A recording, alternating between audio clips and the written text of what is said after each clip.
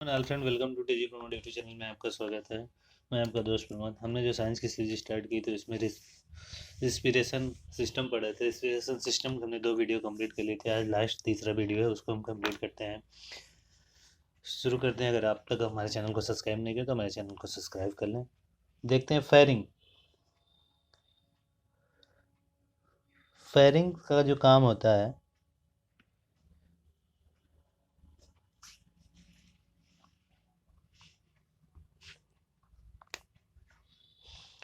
Firings का जो काम होता है, यहाँ पे ये कॉमन पॉइंट होता है।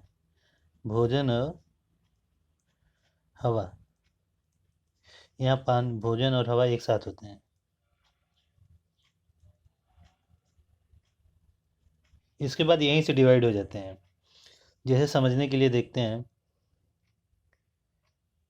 ये हमारी ग्रास नली है। ग्रास नली के बाद यहीं से डिवाइड हो जा रहा है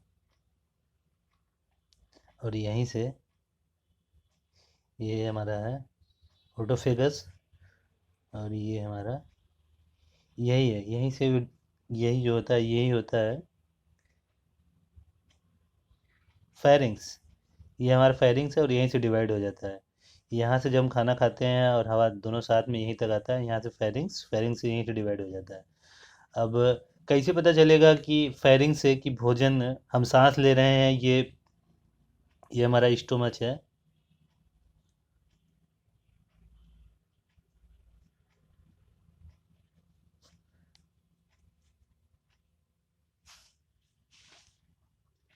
जो हमारा ये स्टोमच है, कैसे पता चलेगा कि भोजन वाले में सांस नहीं जाना चाहिए? और सांस, हमारा जो लंग्स है, ये हमारा लंग्स है। ये ऐसे कुछ होता है लंग्स। लंग्स में भोजन ना जाए, केवल एयर ही जाए। तो यही फायरिंग होती है। फायरिंग के ऊपर यहाँ पे एक जंक्शन पॉइंट बना हुआ होता है। यहाँ पे उसको कहते हैं इल्यूगुलेट इपीगुलिटस। इपीगुलिटस जो लगा होता है यहाँ पे, ये ठीक है बेस ऑफ टंग, मतलब जवान के ठीक पीछे वहीं इपीगुलेटस लगा रहता है। जो यही निर्धारण करता है कि टंग्स में, जो हमारे टंग्स के नीचे जो होता है वो लंग्स में एयर जाए और स्टोमच में भोजन जाए। इसका कंट्रोलिंग करता है ब्रेन। ब्रेन का जो कंट्रोलिंग करता है, ब्रेन में जो वो सेल्स पाए जाते हैं उसे कहते हैं मेडुला बेकोटा। मेडुला बेगोडा ये इसको कंट्रोल करता है। इसको हम ब्रेन चैप्टर में आराम से पढ़ेंगे। तो ये जो होता है यही इपिल्यूग्रिटस होता है। ये इपिग्लुटिक्स होता है जिसे वो कंट्रोलिंग करता है। इसको कंट्रोलिंग कौन करता है? ब्रेन से। ब्रेन कौन कंट्रोल करता है? कौन सी सेल? इसमें मेडुला बेगोडा इसको कंट्रोलिंग करती है। तो अब हम इसके बारे में देखते हैं। ये फिगर भी है, यही वाला ये पॉइंट जो होता है, ये नाक है, ये मुंह से यहाँ से दोनों साथ है ऑक्सीजन। यहाँ से हम खाना लिए अंदर, यहाँ पे साथ में है और यहीं से डिवाइड हो जाता है। ये होता है फेरिंग्स। फेरिंग्स के ऊपर यहीं पे जीभ के जस्ट नीचे होता है इपिग्लूटियस। ये जो होता है ये क्या होता है, जीभ के ठीक नीचे होता है और यहीं से कन्वर्ट, यहीं से चेंज होता है, यहीं से डिवाइड होके ये लंग्स में चले जाते हैं एयर्स के लिए। और ये यहीं से डिवाइड होकर स्टोमच यानी पेट में चले जाते हैं खाना के लिए। कभी कभी हम जैसे खाना खाते समय बात करते रहते हैं तो हमें हिचकियाँ आती है। तो हिचकियाँ इसलिए आती है कि ये दिमाग तो हमारा बिजी रहता है उस बात को लेके, जिस बात के बारे में हम सोचते रहते हैं। और ये इपिगुलेटस होता है, ये कन्फ्यूज हो जाता है, दिमाग सिग्नल दे नहीं पाता है, तो ये खाना को इधर ढकेल देता है स्टोमच की जगह। ये इधर आ जाता है फेफड़े में, और जैसे फेफड़े में आता है तो फेफड़ा नीचे से, नीचे जो रहता है डायफ्राम, वो जोर से पुश करता है और ये फटाक से बाहर आ जाता है। इसलिए खाते खाते समय हमें कंसंट्रेट होकर खाना चाहिए। अगर दिमाग को हम बिजी रखेंगे तो ये इपिग्लूटिस जो है, इसको सिग्नल ही नहीं मिलेगा। सिग्नल नहीं मिलेगा तो ये कंफ्यूज हो जाएगा। कंफ्यूज हो जाएगा तो ये पेट में जाने के बजाय ये भेज देगा ये लंग्स में। लंग्स में जैसे जाएगा वैसे हिचकी आना शुरू हो जाएगा। और ये इतना जोर से प्रेशर मारता है क्योंकि इसमें ऑक्सीजन जाता है। ये कंफ्यूज हो जाएगा कि ये अंदर आ जाएगा तो यहीं सड़े उड़ेगा, प्रॉब्लम क्रिएट करना शुरू कर देगा, हाइपोथर्मिया, इनोमिया, जो भी लंग्स में पानी वगैरह भर जाएंगे। इसीलिए ये इपिग्लूटियस जो होता है ये इसका कंट्रोलिंग दिमाग करता है। दिमाग को इसलिए खाने समय बिजी नहीं रखना चाहिए। लोग कहते हैं कि कोई याद कर रहा है तो इसलिए हमें हिचकियाँ आती है। या ऐसा नहीं है, हम किसी को याद करते रहते हैं तो इपिग्लूटियस जो हमारा है, इपिग्लूटियस जो होता है ये ग्रंथि डिस्टर्ब हो जाती है, और डिस्टर्ब हो जाए दिमाग इसको सिग्नल नहीं देता, और सिग्नल दिमाग जब नहीं देता तो ये डिस्टर्ब हो जाती है। डिस्टर्ब होने के बाद फिर खाना हमको स्टोमेज में भेजने के बजाय ये कंफ्यूज होकर ट्रैकिया से माध्यम से भेज देती है ये लंग्स में। और जैसे ये यहाँ से खाना अंदर आना शुरू करे तो ऐसे ये यहाँ नीचे से डायफ्राम जो होता है वो उसे फोकस मारता है, फोर्स मारेगा तो ये बाहर कभी कभी तो इतना तेज से मार देता है कि नाक से भी खाना निकल जाता है।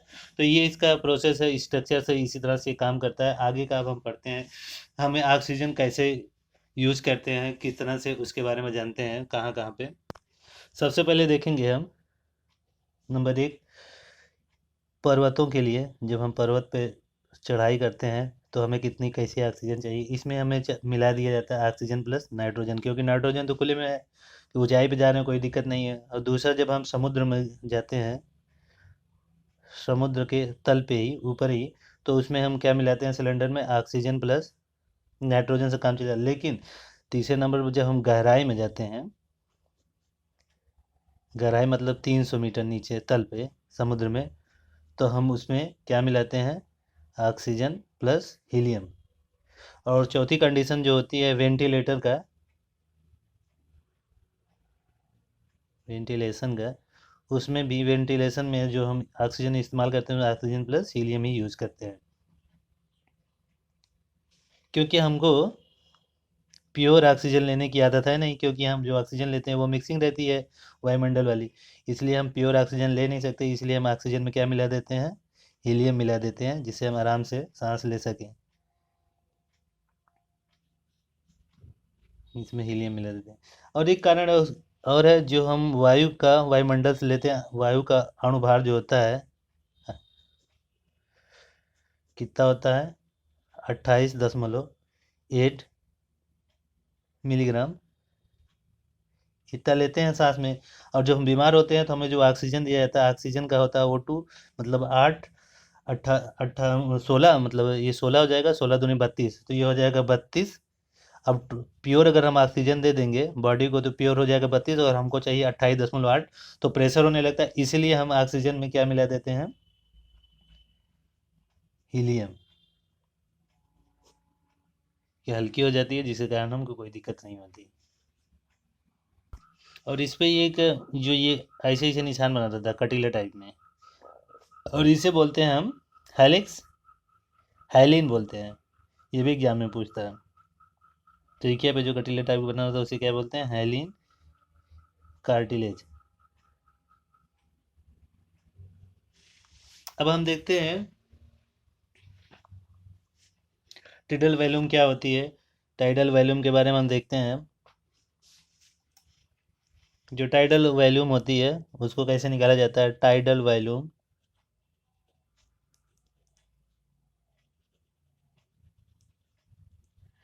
जिसे नॉर्मल सांस कहते हैं, आराम से नॉर्मल सांस लेंगे, हाँ ठीक, ब्रीदिंग।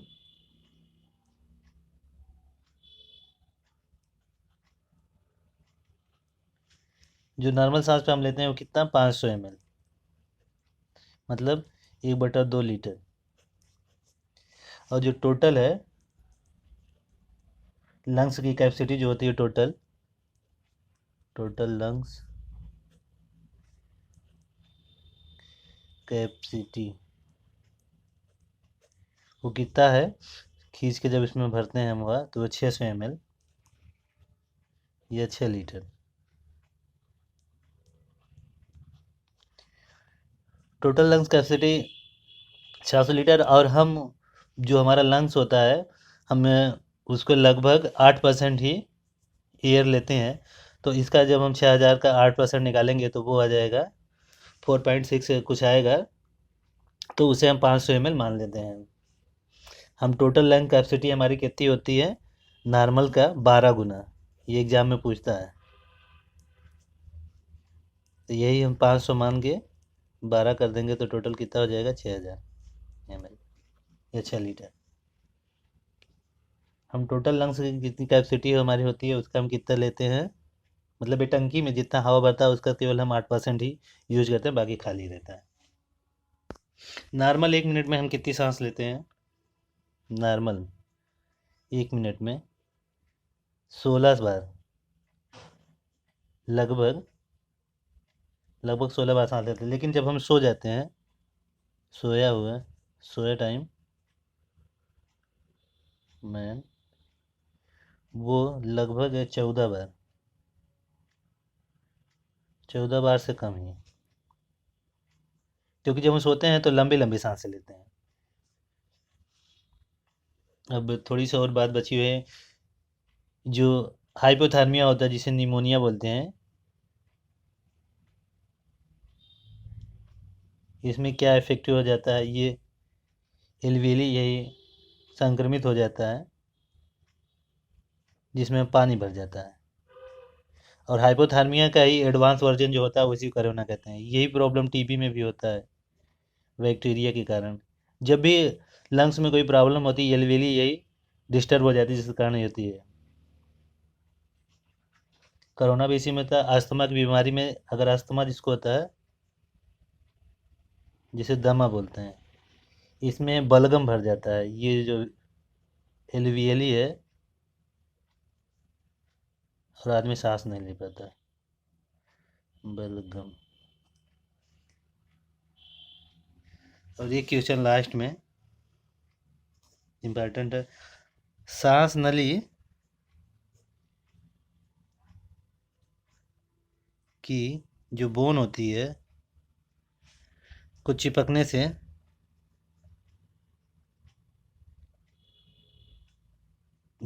चिपकने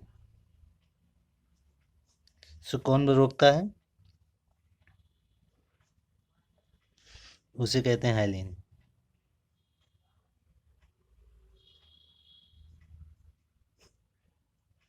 हाइलिन कार्टिलेज। इस तरह से हम रिस्पिरेशन सिस्टम बहुत ही सिंपल आसान तरीके से 3 वीडियो में समझने की कोशिश की है। आई होप जो एग्जाम में क्वेश्चन बनेंगे ना, इसी के अंदर ही बनेंगे, इसके अलावा कोई अलग से कोई नहीं बनेगा। सबसे इम्पोर्टेंट बॉडी में ये होता है फायरिंग।